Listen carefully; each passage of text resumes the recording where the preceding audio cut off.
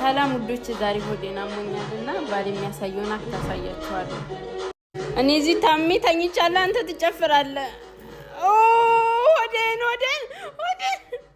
አዎ ውዴ፣ በደንብ ቆም ውዴ። ሰው ለታመመ ሰው እንደዚህ ነው የሚሆነው። ና እዚህ እኮ ነው፣ እዚህ ላይ ቆም ቆም ቆም ቆም፣ እዚህ ላይ ውዴ።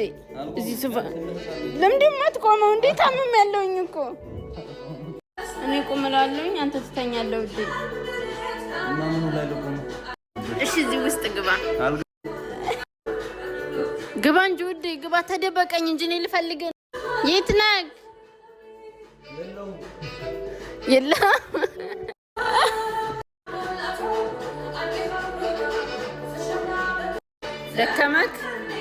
ደከመክ ወላሂ ነው ወዲን ስታመም ጭራሽ ነው የማልችለው። ተሰቃያ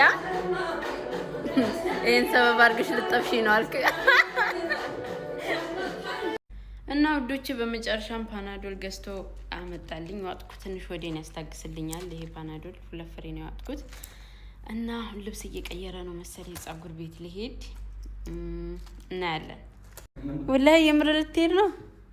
ገና ለገና ታመመሽ ብለክ ሚስት ፍለጋ ነው እና ለምን ወላሂ ና ውዴ አትሄድም? ወላሂ እኔ ታመሜ እኮ ቢሆንም ነው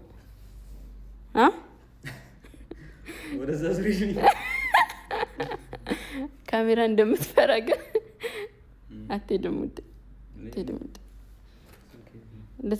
መሞት መስሎን አልሞትም ውዴ። ሌላ ሚስት ልታገባ ወይ ደግሞ ራስቸው ውዶች ዩቲዩብ ከፈትኩኝ እና ፕሮፋይል ስራ አስቀምጬላችኋለሁ።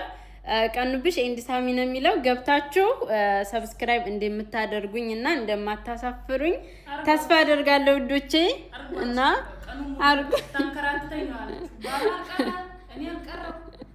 ያው እንግዲህ ስታመም እኔ አልችልም እና ውዶቼ ሰብስክራይብ አድርጉኝ ፕሊዝ። ከዚህ በፊት ምንም ነገር ጠይቄ አላውቅም።